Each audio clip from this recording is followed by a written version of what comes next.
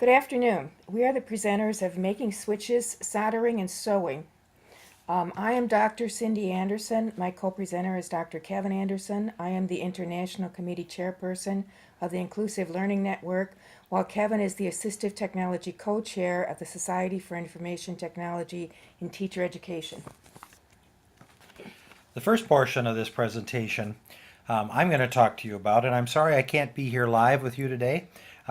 I have another commitment at the same time today, but hopefully Cindy will be able to be back in time to answer some questions if you have any.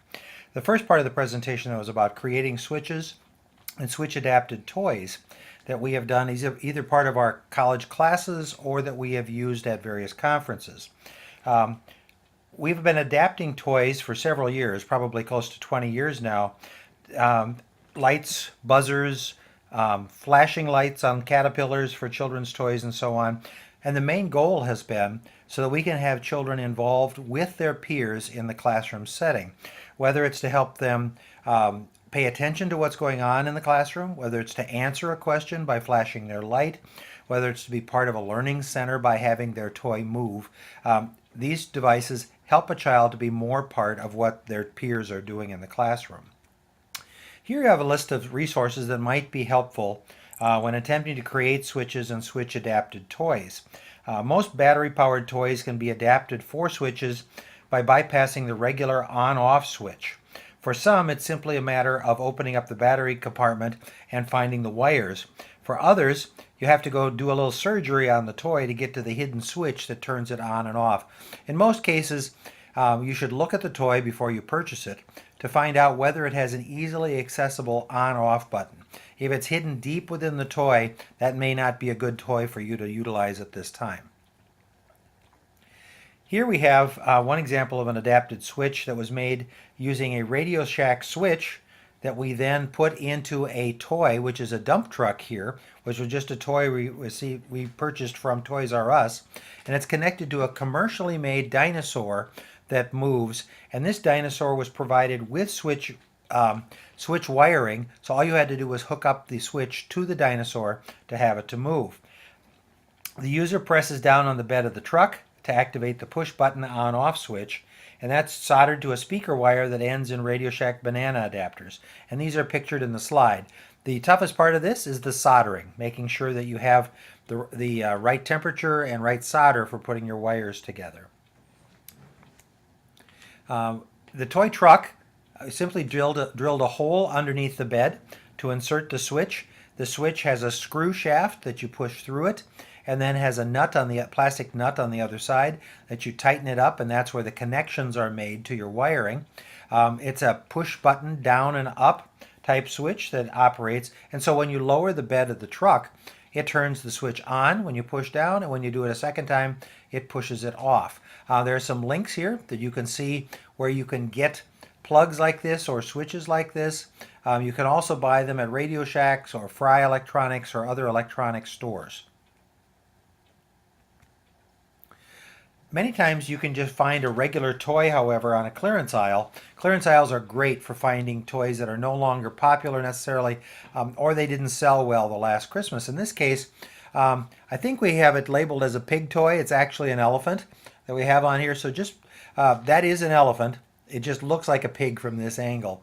The toy was about $25. We purchased that actually on clearance. I think it was less than that. The dinosaur, on the other hand, that we had in the previous slide was about $80. So you can see how if you can find a motorized battery-operated toy on the clearance aisle, you can save quite a bit of money for doing this. The Radio Shack speaker wire or button and wire were just simply soldered to male and female plugs that we purchased at Radio Shack, and we, in this case, put the on-off switch into a plastic button maker, which we purchased at the dollar store. It was a simple $5 thing that we weren't going to make buttons with. We simply drilled a hole in it, put the on-off switch inside, and again, almost like using a stapler, you push down on the lever. It either toggles on or off for it to work, and then the elephant will move. Now, the key to this is you have to interrupt the battery power. And so that means you have to have some type of an interrupter switch that will turn on and off. It could be a toggle that stays on and then you have to turn off. It could be one that is a momentary switch that causes it just to be on while you're pressing down on it. You can see right here how we did some surgery on the belly of the toy. This has a battery compartment that opens up, and the very end of the battery compartment had a little area that you could pop off. Take one screw out and then pop it off, and you got to the on-off switch. You had access to the battery ends and were able to solder on wires at that point to put in your own switch that was adaptive out further away. This allowed a child, say, sitting in a wheelchair or sitting at a desk, to push on their button to operate the toy even though the toy was 6 feet away. Now we're going to take a look at this operating. Hopefully this video will show. I believe it's a little bit chunky, but you get the idea of pressing down on the button and getting the elephant to move. Oops.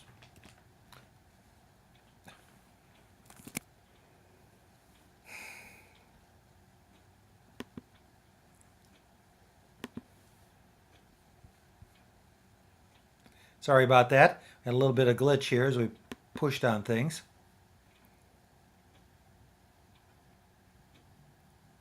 You can see how the head and the trunk are raised up and it walks forward. This would allow the student to participate in some type of way with the peer group that is operating a learning center or something like that.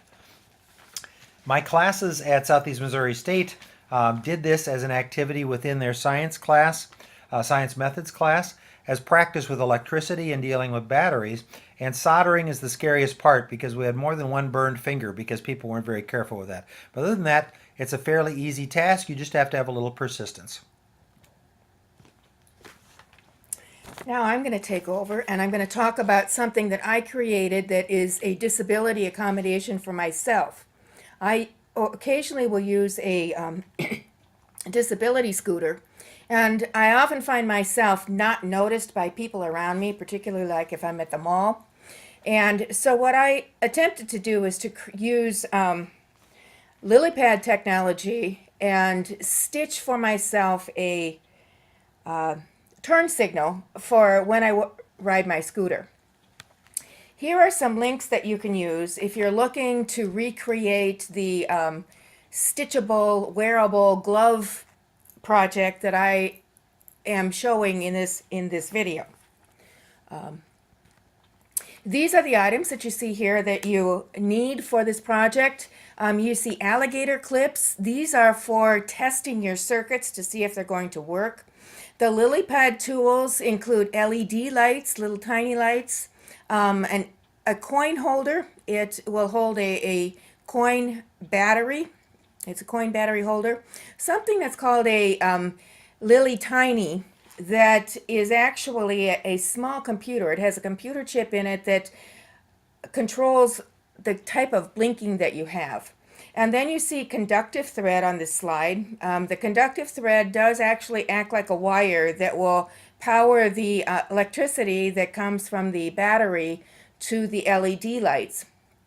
The glove there is a driving glove, and then you can actually use normal needles as you're doing Lilypad stitching. So this was my original project circuit design, but I didn't exactly follow what the design was. The original design called for a switch that consists of conductive cloth that you pinch between the first finger and the thumb to create a switch. So you can see in the circuit diagram that they do show the switch, but this is not what I chose to do in my final project.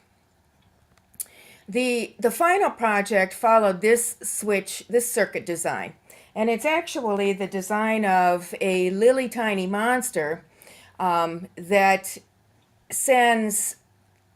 causes the monster eyes to light up and blink. And so I followed this circuit design, and I added one additional LED light, and they go up the finger of the glove. The the Lily Tiny will blink those lights so that you can see clearly as I raise my hand that I'm turning that direction. I did use the alligator clips to test the circuits, and in this image that you see on this screen, you see that we're testing the circuits to make sure that all of the components work, that the circuit design is correct. And if you squint, you can see in the middle of the screen that the light is indeed blinking. Maybe I can show it on my cursor. The light is indeed blinking, and so our circuit is active and our components will work. So after I tested the circuits, I sewed the conductive thread according to that original monster circuit design that I was doing. You can, if you want, sew the components into felt. Initially, I had intended to sew them directly into the glove, or at least test them out exterior to the glove and then sew them into the glove itself. But I decided that it would be better if I didn't do that, if I just went in, stitched them to what this is it's an elbow compression bandage that fits over my glove. And so I stitched them into that and ended up leaving the project in that way. So you can see where I've stitched the conductive thread into that compression glove and into the battery conductor and the Lily Tiny. I did, along the way, stop and use the alligator clips to test the circuits several times. When you think you have it ready to go, then you can actually use either a hot glue gun, or I used Stitch Witchery to hold the Lilypad components on that compression sleeve where I wanted them to be stitched in the final project. So this is the final project.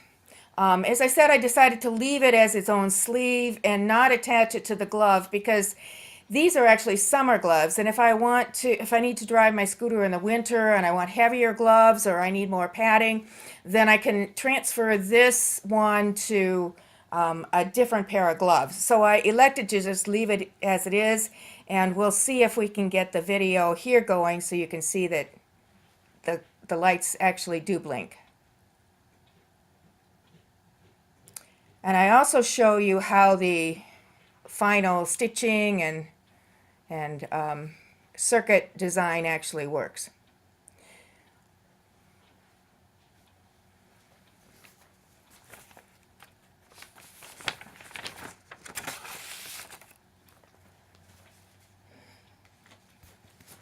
Now, as Kevin indicated, we can't be there. If I can make it back to answer questions, I will do that.